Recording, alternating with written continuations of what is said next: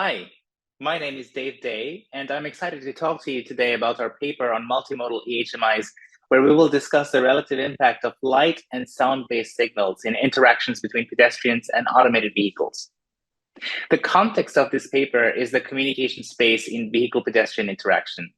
In today's traffic, when we interact with cars as a pedestrian, we tend to look at the movement and speed of the car within the road space, something we like to call the body language of the car.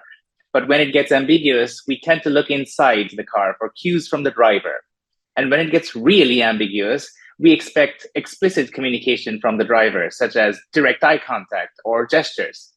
But none of this is possible in an automated vehicle. There might be no one inside the car, or the passenger might be busy doing something else and cannot speak for the car. So there's a need to facilitate a way for the car to communicate and interact with other road users. The way this has been done so far is with the help of eHMIs, or external human-machine interfaces.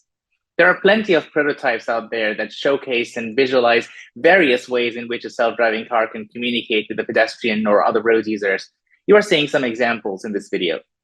In the last couple of years, there have been over 70 concepts of eHMIs for automated vehicles that attempt to communicate with other road users in some form, ranging from projecting zebra crossings and signs on the road, or showing messages on displays, or other forms of abstract visualizations.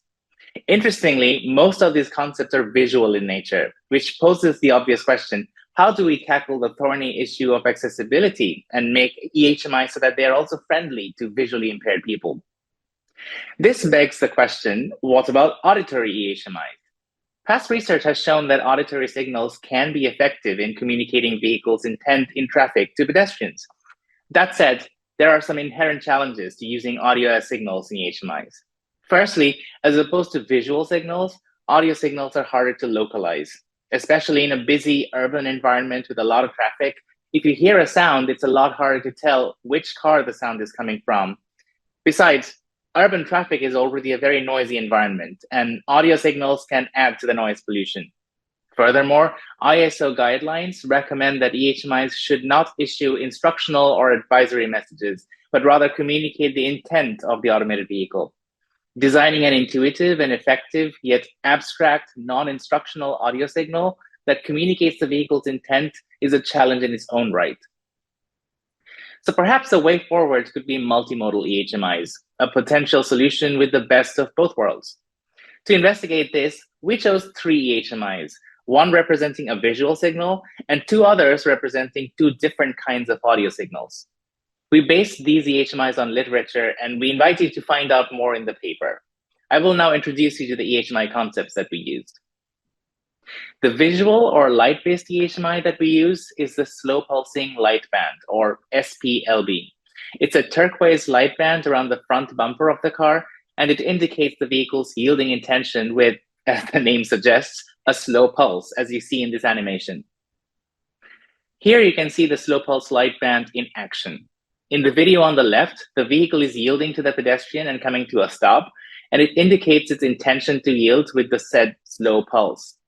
In the video on the right, the vehicle is cruising at a constant speed without an intention to yield, and the eHMI indicates that with the light band glowing steadily.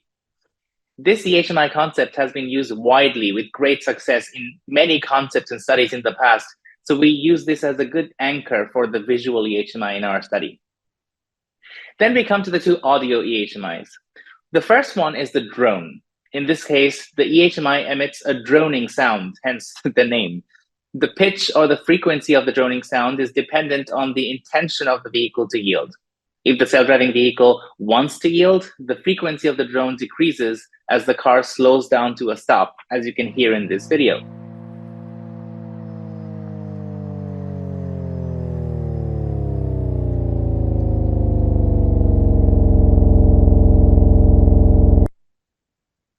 On the other hand, when the car does not intend to yield, the droning sound stays at a constant pitch as the car goes by, as you can hear now.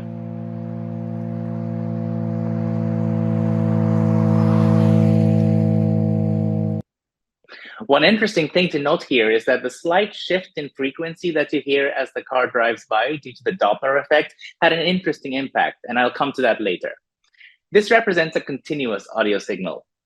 The second audio eHMI is a discrete signal in the sense that it uses auditory icons. Instead of a continuous sound, it emits an auditory icon, which in this case is a bell sound.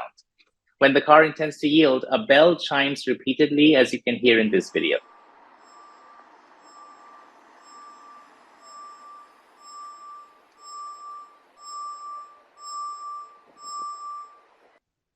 And when the car does not intend to yield, it does not produce any sound. Both these auditory eHMIs are grounded in literature, and you can find out more in our paper. So with these three eHMIs, we conducted a video-based study with 29 participants. Our independent variable was the kind of eHMI, and we measured the pedestrian's willingness to cross the roads with an approaching automated vehicle. Furthermore, we also analyzed the results of the user experience questionnaire for each eHMI concept. Since we are testing multimodality, we used the three eHMIs, one visual and two auditory, in all combinations in a full factorial design, which led to a total of 8 different eHMI combinations. For the sake of time, I'm not showing all the different eHMI combinations here, but they are attached in the supplementary video, so please feel free to check them out. Before the start of the study, we introduced the eHMI concepts to the participants and made sure that they knew what the different signals meant. For each eHMI combination, the vehicle exhibited 3 kinds of driving behaviors. 1 where it yields to the pedestrian and comes to a complete stop, and 2 where it does not. And for each driving behavior, we had 2 trials, which led to a total of 48 trials that we presented block by block to the participants, in a randomized order within each block for an eHMI combination. I mentioned that there were 2 non-yielding behaviors exhibited by the car. The first one is straightforward. The car simply cruises in a constant speed. But in order to avoid the learning effect that the car always stops when it slows and always drives by when it does not perceivably reduce speed, we introduced a third behavior. In this case, the car slows down, but it does not yield or stop and continues to drive at a slower speed. This behavior is representative of perhaps a driver that is being cautious of a nearby pedestrian without actually wanting to yield. This allowed us to study how the pedestrians responded to the effects of the eHMI rather than just the driving behavior of the car. In this example I will show you right now, you see the eHMI combination of the light and the drone. Since the car does not intend to yield, despite it slowing down, the light band glows in a solid color, and the drone does not lower in frequency.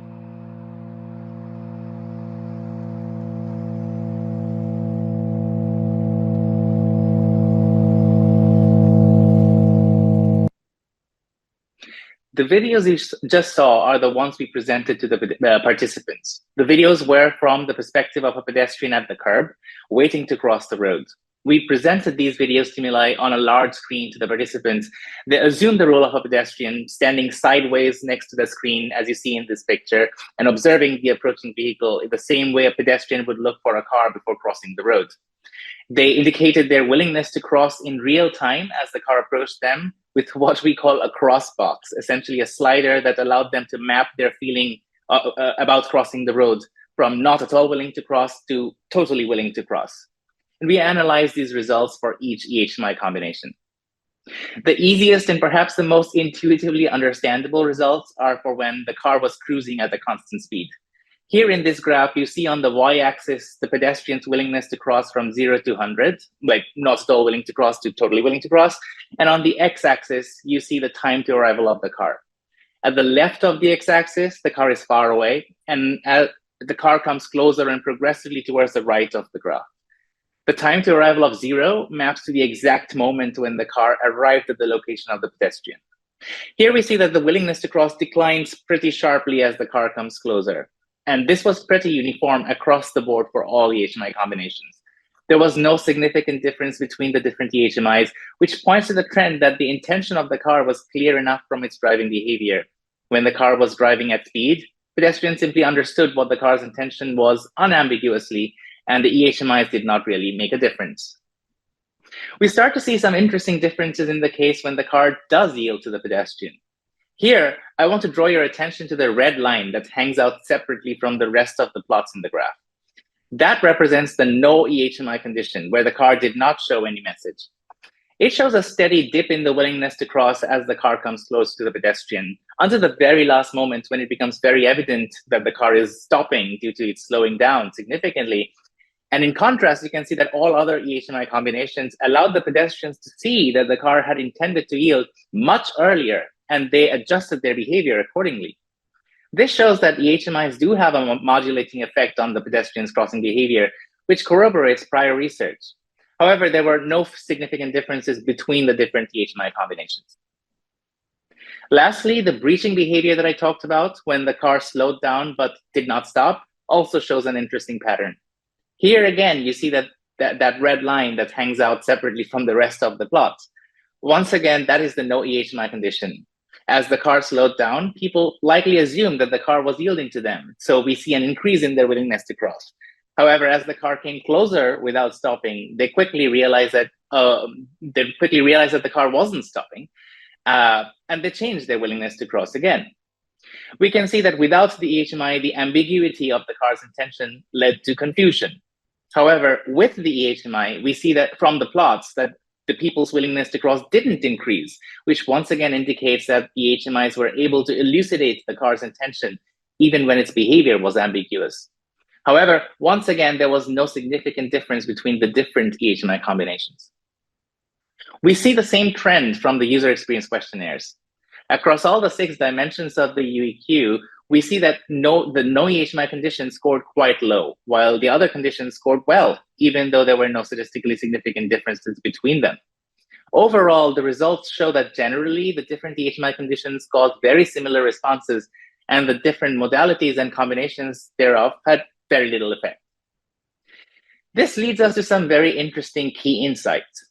Firstly, no preference emerged between the different modalities of the eHMIs, although we noted many individual differences. For instance, many people found the droning sound to be a very intuitive proxy for engine sound, even though this was not technically what it was. So they mapped the reducing pitch very easily with slowing of the car and found it very easy to interpret and decipher. Others found the droning very harsh, and some even said that it sounded ominous to them. Remember I talked about the Doppler effect earlier? Some other people noted that the Doppler shift confused them, whether the pitch change was a result of the car's motion or an explicit communication of intention. Some people preferred the bell because for them it was a very clearly distinguishable sound that they could look out for, and others said that it reminded them of level crossings, which they associated with danger or warning. Some others really liked the light because it was clear to see. Others said it required careful observation, so they preferred sounds over lights. Regardless of the preferences, multimodal eHMIs did not have an empirical advantage over unimodal ones. They did not help people make faster decisions, but crucially, they did not have any adverse effect either. Especially noteworthy is that many people added in the post-experiment interviews that multimodality gave them assurance. They could check if multiple signals corroborated one another, and they could feel safer about making an informed decision about crossing the road in the presence of an automated vehicle. So this brings us to what we think is a rather important consideration, that when the purpose of an eHMI is understood, its objective effectiveness is not hindered, despite differences in subjective preferences. It points to the insight that once learned, eHMIs tend to work in general, and that minute design differences have less of an objective effect. This highlights the opportunity to consider aspects of aesthetics, accessibility, and varying mental models in the design process.